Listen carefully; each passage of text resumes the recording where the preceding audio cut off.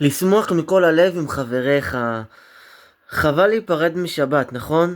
האם הייתם היום שמחה כלשהי בבית הכנסת, עלייה לתורה של חתן, בר מצווה, ברית?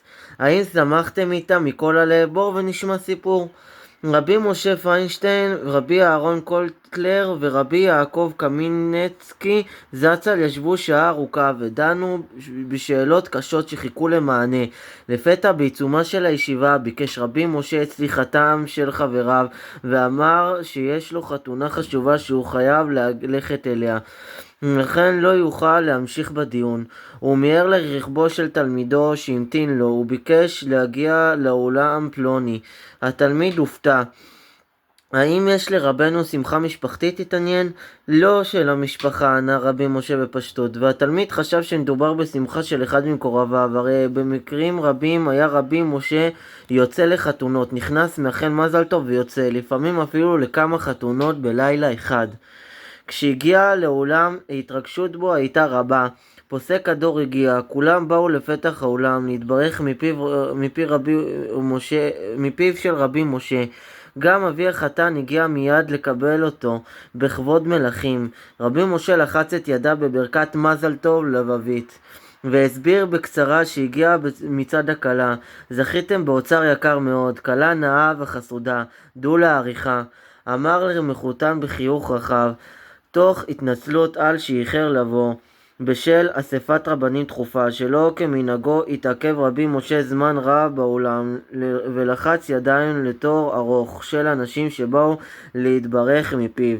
אחר כך קם ורקד עם החתן בלבביות ובהתלהבות, כשכל הקהל מצטרף למעגלים השמחים. לבסוף נפרד רבי משה מהחתן באיחולים לבביים. רגע לפני שיצא ביקש שיקראו גם לכלה וברך גם אותה מקרב הלב, ואף התנצל על האיחור בהגעה לשמחתה. הוא הוסיף ואמר שהמשפחת החתן היא משפחה לתפארת, והכלה שמחה מאוד.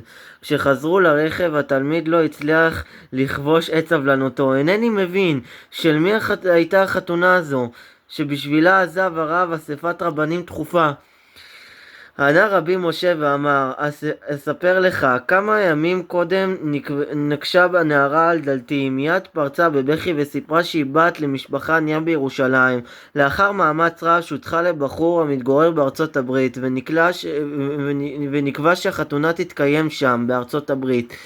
בני המשפחה ניסו להשיג כסף לטיסות, אבל היה בידן לרכוש רק כרטיס אחד, לכלה בלבד. אני כאן לבד, בכתה הנערה. איך תיראה חתונתי? איזו מין כלה זו שאין אף קרוב משפחה בחתונתי? אולי יועיל הרב להגיע לשמחת החתונתי, והרי כל ישראל קרובים. בבקשה יציג הרב את עצמו כקרוב משפחתי, וזה יכסה את חסרונם של כל קרובי המשפחה. ביקשה.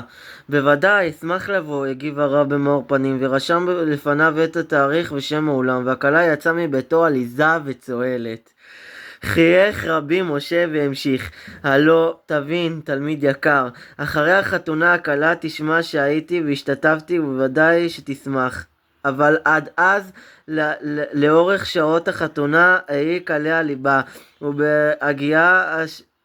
וברגעיה השמחים ביותר מטריד אותה השאלה האם אכן באתי והאם גרמתי לה להיראות חשובה בפני משפחת החתן. לכן חרקתי ממנהגי וקראתי לה כדי שתדע שהייתי ותוכל להיות רגועה. ומה אנחנו לומדים מכאן? כולם עסוקים וצריכים להספיק הרבה דברים, אבל ברגע שנכנסת לשמחה של חבר, של יהודי אחר, נכנס לשמחה עם כל הגוף ומשתתף באמת עם כל הלב ברגעים השמחים. נרקוד עם כל העוצמה בשמחת חברים, כי רק כך אנו באמת שותפים מלאים ומאוחדים.